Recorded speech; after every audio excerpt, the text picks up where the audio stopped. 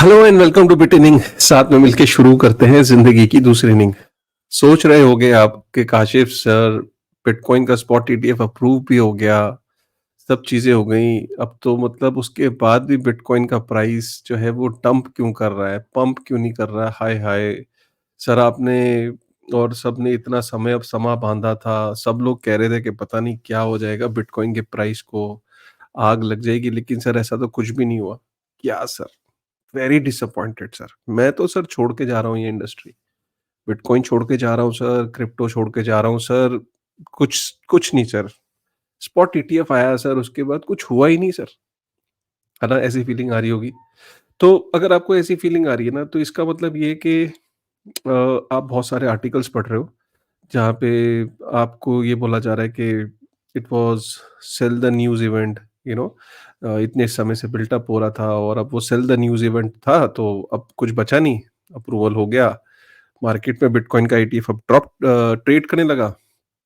जो होना था वो तो हो गया, अब देखते हैं कुछ और नैरेटिव ढूँढेंगे।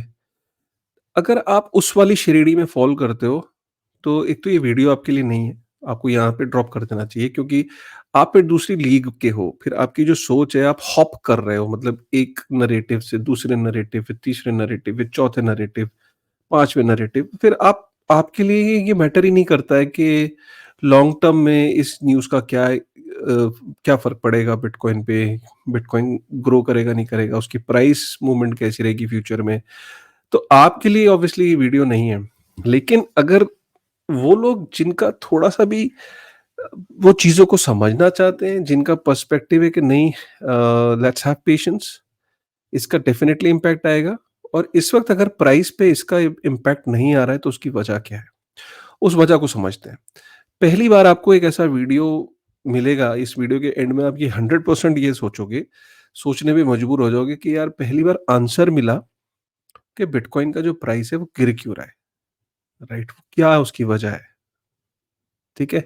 उसको समझने की कोशिश करते हैं कि क्या रीज़न्स हैं और क्या फ्यूचर में एक्सपेक्टेड है कि बिटकॉइन के प्राइस पे एक्चुअल में किस तरीके से इम्पैक्ट आएगा, क्या प्रेडिक्शंस की जा रही हैं, उसको समझने की कोशिश करते हैं। तो पहले हम ये समझने की कोशिश करते हैं कि बिटकॉइन का प्राइस एक्चुअल में, अगर आप देखो, अ, तो 1 घंटे के अंदर 0.24% गिरा है, 7 दिन के 1 दिन के अंदर 7.5% या पौने 8% गिरा है। 1 हफ्ते के अंदर इट इज़ 2.51% डाउन, और मंथली और ईयरली ये फिगर कोई नहीं देखता। आपको सब ये वीकली फिगर बताएँगे, पर डे की फिगर बताएँगे, आवरली फिगर बताएँगे। साल का कोई नहीं बताता है कि bitcoin has actually given you अ 124% का रिटर्न इस साल। ठीक है? तो लोग यकीन नहीं करेंगे कि यही वो साल था कि जब बिटकॉइन $16,000 पे भी गया था, और यही वो साल है कि जब बिटकॉइन जो है वो 42,000, और अभी जो लेटेस्ट 49,000, $49,000 भी पहुँचा था। लेकिन हाँ, क्योंकि हम शॉर्ट टर्म में अगर देखेंगे तो डेफ़िनेटली बिटकॉइन $49,000 तक गया, और उसके बाद ये 41,500 के आसपास भी पहुँचा, है ना? तो प्राइस के पर्सपेक्टिव से देखो तो ऐसा लगता है कि जो बिटकॉइन का स्पॉट ईटीएफ आया, तो लोगों ने एक्सपेक्टेशन बांध रखी थी $55,000 जाएगा, लेकिन यार ये घूम तो 42,000 पे रहा है, राइट? तो प्राइस पर्सपेक्टिव से अगर आप देखोगे तो हाँ, ये थोड़ा भयानक लग रही है स्थिति कि यार कहीं और डंप ना हो जाए। अब इसके पीछे की वजह क्या है? क्या बिटकॉइन का जो स्पॉट ईटीएफ है, वो सक्सेसफुल हुआ कि नहीं हुआ? पहले उसको समझने की कोशिश करते हैं, ठीक है? तो जब बिटकॉइन का स्पॉट ईटीएफ आया, तो जो पहले ही दिन का जो वॉल्यूम था, वो 4.6 बिलियन यूएस डॉलर था उसका वॉल्यूम। वॉल्यूम का मतलब ये होता है, भाई कोई बाय कर रहा है, कोई सेल कर रहा है, राइट? कोई बाय कर रहा है, कोई सेल कर रहा है। तो ये बाइंग और सेलिंग जो दोनों चीज़ें हो रही है, इसका जो टोटल वॉल्यूम था, राइट? वो 4.6 बिलियन यूएस डॉलर था, right? Which is like a phenomenal number, because अगर हम देखें जो पास्ट में जितने भी ईटीएफ्स आए हैं, राइट? तो फर्स्ट डे इतना बड़ा वॉल्यूम किसी ईटीएफ के अंदर ये पहली बार हुआ है। And not just a crypto related ETF, but total जितने भी आज तक ईटीएफ लॉन्च हुए हैं, उसमें फर्स्ट डे पे 4.6 बिलियन यूएस डॉलर का जो वॉल्यूम था, it was one of a record, you know, it was one of its kind, right? तो 4.6 बिलियन डॉलर का जो वॉल्यूम था, ये काफ़ी अच्छा वॉल्यूम था, it's a record breaking volume.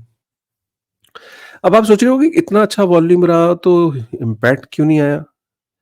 4.6 billion US dollar के वॉल्यूम का मतलब ये है कि यहाँ से एक एग्जैक्ट पिक्चर ये समझ नहीं आएगी आपको कि टोटल इनफ्लो कितना हुआ और आउटफ्लो कितना हुआ। करेक्ट है। आपके लिए मैटर क्या करता है? एक अगर इसको रियलिटी में देखा जाए तो मैटर ये करता है कि बिटकॉइन के जो ईटीएफ है उसके अंदर फंड कितना इनफ्लो हुआ। अगर आउटफ्लो ज्यादा है तो मतलब सेलिंग ज्यादा हुई है, ठीक है, और इनफ्लो ज्यादा है तो मतलब fresh money has come into the bitcoin ETFs. तो ओवरऑल वॉल्यूम से आपको ये समझ नहीं आता है। ओवरऑल वॉल्यूम का मतलब ये कि भाई ट्रेड कितना हो रहा है, कितना ज्यादा एक्साइटमेंट है, कितना ज्यादा लोग ट्रेड कर रहे हैं। बट जो रियलिटी में जो बेंचमार्क है, जो आपके इंटरेस्ट का है, जो बिटकॉइन के प्राइस को इम्पैक्ट करेगा, वो क्या करेगा, वो करेगा इनफ्लो। क्योंकि जब इनफ्लो ज्यादा आएगा ईटीएफ के अंदर तो दैट मीन्स कि fresh money is entering into bitcoin and that fresh money will ensure कि उतने अमाउंट की बाइंग होगी। क्योंकि अगर इनफ्लो ही नहीं होगा तो बाइंग नहीं होगी, अगर इनफ्लो है तो मतलब बाइंग होगी। क्लियर हो गया? और अगर बाइंग होगी तो उसका जो उसकी मार्केट्स के ऊपर से बिटकॉइन मूव करेगा जब बाइंग होगी, या तो वो ओटीसी पे करेगा मूव या वो एक्सचेंजेस पे करेगा, राइट? तो in more inflow is the yardstick that matter to us, to me and you. अगर आउटफ्लो ज्यादा है तो मतलब सेलिंग ज्यादा है, सेलिंग प्रेशर ज्यादा है। सो लेट्स अंडरस्टैंड कि हुआ क्या, इसको और ब्रेकअप करते हैं, अब इनफ्लो को समझने की कोशिश करते हैं, ठीक है? देखिए, एक नैरेटिव इसके अंदर ये आया, मार्केट में इस तरह की न्यूज आई, जैसे इस ट्विटर हैंडल को आप जानते ही हो, रैन न्यूनर का, इनका ही एक वर्जन था, और जो कि इनके वर्जन से मेरा मतलब है कि मार्केट में ये थ्योरी चली, बहुत बड़ी थ्योरी थी, और ये सच भी है, ये थ्योरी कोई गलत थ्योरी नहीं है, कि जो ग्रे स्केल था, जीबीटीसी था, जीबीटीसी का जो फंड इस तरीके से डिजाइन था कि जीबीटीसी के अंदर जब आप शेयर्स खरीदते थे तो वहां पे आप जो बिटकॉइन है वो स्टक रहता था, मतलब वो you could not sell bitcoin, ठीक है? तो जिन्होंने जीबीटीसी के अंदर इतने टाइम से जो स्टक थे, तो अब ये कितना बड़ा फंड था। अब आप ये सोचो कि 3% जो सप्लाई है बिटकॉइन की, मतलब करीब 6.5 लाख बिटकॉइन जीबीटीसी में स्टक थे इंस्टीट्यूशंस के। और 1 साल, 2 साल, 3 साल से नहीं, कई सालों से, 3-4 साल से या 5 साल से ये जो जीबीटीसी के अंदर जो बिटकॉइन था, ये स्टक था, जो कि लोग सेल नहीं कर पा रहे थे, राइट? अब हमें ये पता है कि जो जीबीटीसी का जो फंड है, ये बिटकॉइन के ईटीएफ में कन्वर्ट हुआ है। अब जब ये बिटकॉइन के ईटीएफ में कन्वर्ट हुआ है, तो अब लोगों के पास ये मौका मिल गया कि जो इतने समय से अपने बिटकॉइन को बेच नहीं पा रहे थे, तो ये एक्सपेक्टेड था कि जीबीटीसी के जो शेयर होल्ड करते हैं लोग, वो एग्जिट लेना चाहेंगे, क्योंकि इतने टाइम से स्टक हैं, वो बुक करना चाहेंगे अपने, वो अपने फंड्स निकालना चाहेंगे। ये कितना बड़ा फंड था, मैंने आपको बताया कि 3% की जो सप्लाई है बिटकॉइन की टोटल, उसका 3% इनके पास था, 6.5 लाख बिटकॉइन, और करीब अगर मैं डॉलर्स में देखूं तो 25 billion US dollar worth of bitcoin जो थे वो लॉक्ड अप थे कई सालों से, जिनको सेल करने का कोई ऑप्शन नहीं था। जैसे ही ये ईटीएफ में कन्वर्ट हुआ तो जीबीटीसी के काफी सारे जो लोग, जो जिनके पास शेयर्स थे, वो डंप करने लगे और वो निकलने लगे। बिटकॉइन का जो आउटफ्लो है वो ज्यादा देखने को मिला जीबीटीसी का जो ईटीएफ है, राइट? तो उसमें से हमें ज्यादा देखने को मिला, ठीक है? और इसका प्रेशर कितना कितना मार्केट पे आया, हम उसको समझने की कोशिश करते हैं। ये सिर्फ 1 घंटे पुरानी ये डेवलपमेंट है। ये जो अगर आप देख रहे हैं तो 1 घंटे पुरानी, और ये 2 दिन का बिटकॉइन का अपडेट है। मैं इसको थोड़ा आपको समझाने की कोशिश करता हूँ। अगर आप इस एक्सेल को देख रहे हैं, ये एक्सेल आपको ये बता रहा है कि डे वन, क्योंकि 2 दिन हो गए, डे वन पे ईटीएफ का क्या सीन था और डे टू पे ईटीएफ का क्या सीन था। 1 घंटे पुराना ये डेटा है, तो इसको आप बिल्कुल अभी राइट नाउ जो मैं वीडियो बना रहा हूँ उससे 1 घंटे पुराने, मतलब तो आप समझ सकते हो लेटेस्ट डेटा है। ये डेटा आपको क्या बता रहा है? डेटा आपको ये बता रहा है कि डे वन पे कितना इनफ्लो हुआ इन पर्टिकुलर ईटीएफ्स पे, डे 1 पे। तो आप देख रहे होंगे कि बिटवाइज़ में, वेनेक में, फिडेलिटी में, इन सब में जो ब्लैक है, ब्लैक का मतलब है कि टोटल इनफ्लो कितना हुआ और रेड का मतलब है आउटफ्लो कितना हुआ। रेड का मतलब है कि इस वाले ईटीएफ में सेलिंग देखने को मिली, इस वाले फंड के अंदर, और बाकी में इनफ्लो हुआ। डे 2 पे भी अगर आप देखो, यहाँ नंबर्स नहीं आ पाए, लेकिन जहाँ-जहाँ नंबर्स अवेलेबल थे, तो वहाँ पे ग्रे स्केल में फिर आपने देखा बहुत बड़ा सेलिंग प्रेशर देखा, और बाकी में आपने इनफ्लो देखा, फिडेलिटी में इनफ्लो देखा, ब्लैक रॉक में इनफ्लो देखा। ओवरऑल अगर आप देखो, तो ग्रे स्केल में 580 मिलियन के आसपास का आउटफ्लो है, और बाकी अगर आप देखो फिडेलिटी और ब्लैक रॉक में इनफ्लो है। लेकिन ओवरऑल अगर आप देखो तो inflow is more than outflow. Are you getting me? Right. So what I am just trying to tell you is कि अगर आप बिगर पिक्चर को एनालाइज करें, तो ग्रे जो आपको एक नरेटिव ये दिखाने की कोशिश जो की जा रही है कि ग्रे स्केल का बिटकॉइन का जो ट्रस्ट है, वो वहां पे लोगों का बिटकॉइन स्टक था और वो मार्केट में अब बिकवाली के लिए आ गया। राइट। कोई डाउट नहीं है कि वो नरेटिव ठीक है, लेकिन जो आउटफ्लो है तो इनफ्लो भी है, और इनफ्लो ज्यादा है आउटफ्लो से। Right, that is what I am trying to tell you, और वो यहाँ पे रिफ्लेक्शन भी है। ठीक है।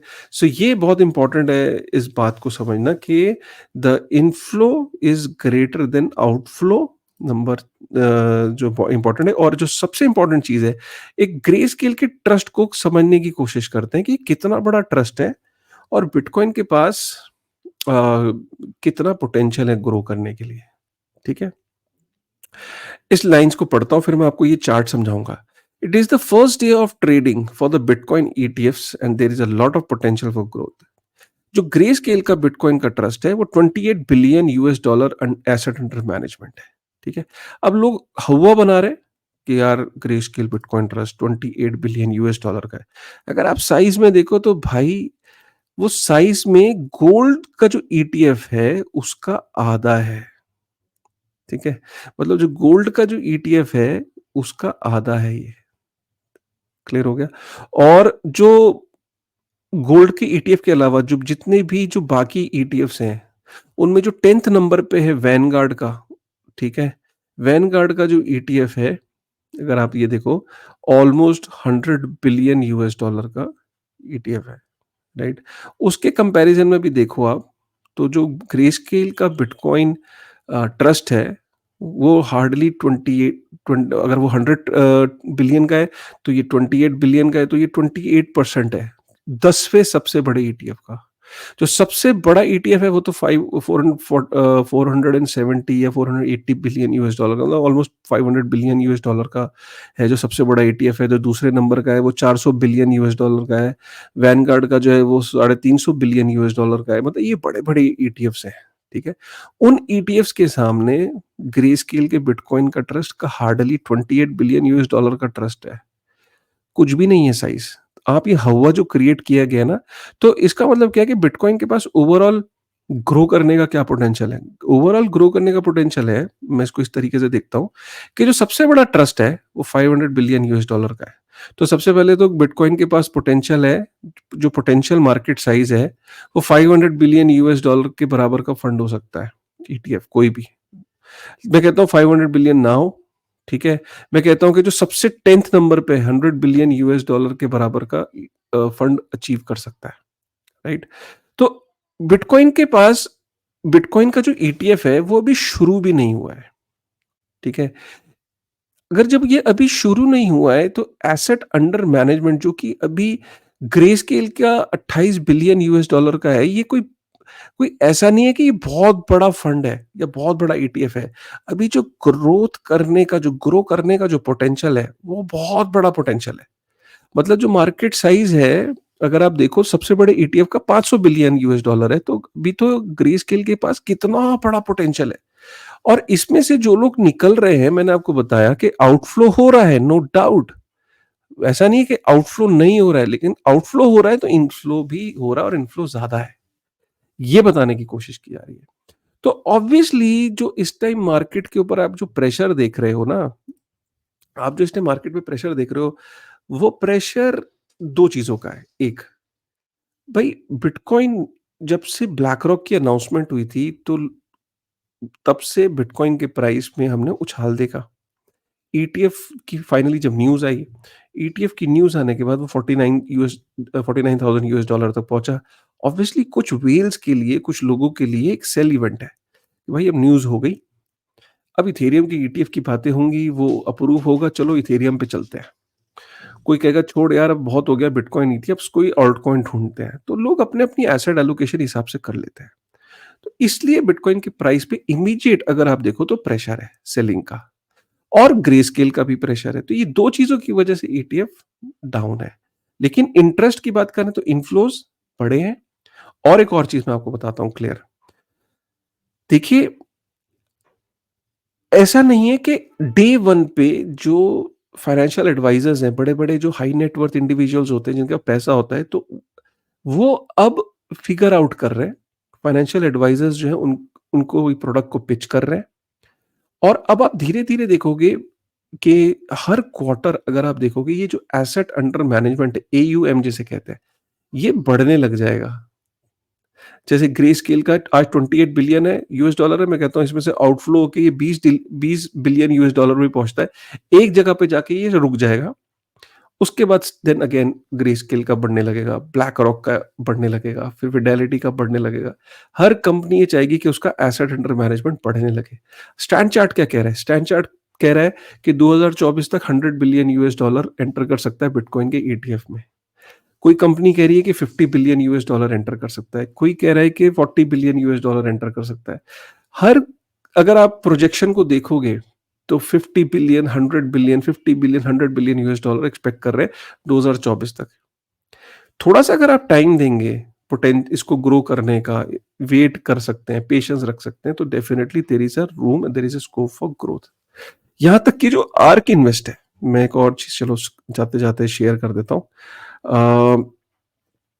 राइट, तो ये आर्क इन्वेस्ट जो है, जिनका एक ईटीएफ भी है कैथी वुड का, राइट, तो उन्होंने एक प्रोजेक्शन बनाई है बिटकॉइन के प्राइस की, right, not on the basis of ETF, but क्योंकि ईटीएफ एक बहुत बड़ी डेवलपमेंट थी, तो उन्होंने अब रिवाइज करी है अपनी फिगर्स। उनका ये कहना है, ठीक है, कि जैसे जैसे बिटकॉइन ग्रो करेगा, राइट, तो बिटकॉइन के अंदर जो कॉर्पोरेट ट्रेजरीज, रेमिटेंस, ये बड़ी-बड़ी जो मार्केट्स है, national state treasury, emerging market currency, economic settlement network, ये जितने भी जो एसेट है, फाइनेंशियल एसेट्स है, उनका अगर एक्सपोज़र, मतलब वहाँ से फंड उठ के अगर बिटकॉइन की तरफ आता है, तो इसमें एक बियर केस, बेस केस और बुल केस, मतलब बुल केस है कि भई जैसे कॉर्पोरेट ट्रेजरी का 5% बिटकॉइन में आ गया, रेमिटेंस एसेट्स का 25% बिटकॉइन में आ गया, और सबसे लोअर साइड पे हो गया कि 5%।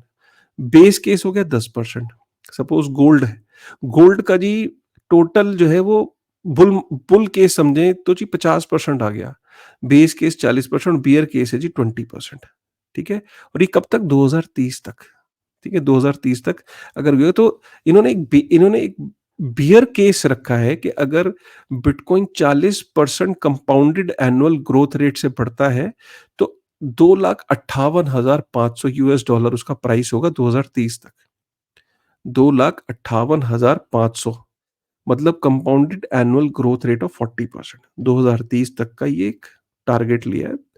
सबसे कम इन्होंने जब लिया सीएजीआर 40%, इन्होंने एक बेस केस लिया कि जिसके चांसेस ज्यादा है, प्रोबेबिलिटी, और 2030 तक अगर कंपाउंडेड एनुअल ग्रोथ रेट अगर 60% से ग्रो करता है बिटकॉइन, तो the price of one bitcoin will be $682,800। ये बेस केस रखा है। और बुल केस ये रखा है, मतलब एक्सट्रीम, बहुत ज्यादा होपियम के साथ बुल केस ये रखा है कि 2030 तक अगर compounded annual growth rate bitcoin का 75% से ग्रो करता है हर साल, तो 1.48 मिलियन यूएस डॉलर का एक बिटकॉइन होगा। ये आर्क इन्वेस्ट की रिसर्च है, 2030 में बिटकॉइन के प्राइस को एक्सपेक्ट किया है, और उसकी एक्सपेक्टेशन का बेसिस ये है कि ये जो टोटल फाइनेंशियल इंस्ट्रूमेंट्स हैं, उनका कितना कितना परसेंट अगर एक्सपोजर होता है, तो वो कितने पे बिटकॉइन पहुँच सकता है 2030 में। तो ये आप समझने की कोशिश करिए कि जो टूरिस्ट थे, वो बिटकॉइन के ईटीएफ के न्यूज़ के बाद निकल गए। जो रेज़िडेंट्स हैं, वो अभी भी वहीं रह रहे हैं क्योंकि वो तो रेज़िडेंट है बिटकॉइन में। आप कौन हो? मैंने पिछली बार पूछा था, बहुत लोग मुझे रेज़िडेंट दिखे, मुझे हार्डली कोई टूरिस्ट दिखा। तो अगर आपको ये वीडियो पसंद आया, आपको ये पता लग गया कि ओके बिटकॉइन का जो प्राइस है क्यों गिर रहा है, क्या वजह है, घबराने की बात है या नहीं है, या और एक्यूमुलेट करने की बात है। मतलब अगर गिरा है तो ये तो अपॉर्च्युनिटी भी हो सकती है और कुछ लोगों के लिए बैड न्यूज़ हो सकती है। इनफैक्ट कुछ लोगों को तो खुशी होती है कि जब बिटकॉइन का प्राइस गिरता है क्योंकि शायद उनको थोड़ा और वक़्त मिल रहा है उसे और एक्यूमुलेट करने का। अगर ये अभी के अभी पहुँच जाए 1 लाख यूएस डॉलर पे या 80,000 यूएस डॉलर पे तो उनको मौका ही नहीं मिलेगा। तो मेरी जब बहुत लोगों से बात होती है जो बिटकॉइन के अंदर बिलीव करते हैं, वो कहते हैं भाई अच्छा अच्छा है, थोड़ा धीरे ग्रो करे, हमें थोड़ा वक़्त मिल जाता है कि चलो हम थोड़ा इसमें एसआईपी बढ़ा दें, थोड़ा-सा इसको ज़्यादा एक्यूमुलेट कर लें, ठीक है? इस पॉज़िटिव सोच के साथ अगर आप बिटकॉइन को देखेंगे, तो मुझे नहीं लगता कि आपको कुछ नेगेटिविटी आपके आस-पास आती भी होगी, ठीक है ना? चलिए, कैसा लगा आपको ये वीडियो? अगर पसंद आया हो, प्लीज़ एक बारी लाइक करिएगा, कमेंट करिएगा और सब्सक्राइब करिएगा। मिलते हैं अगले वीडियो में। Thank you very much.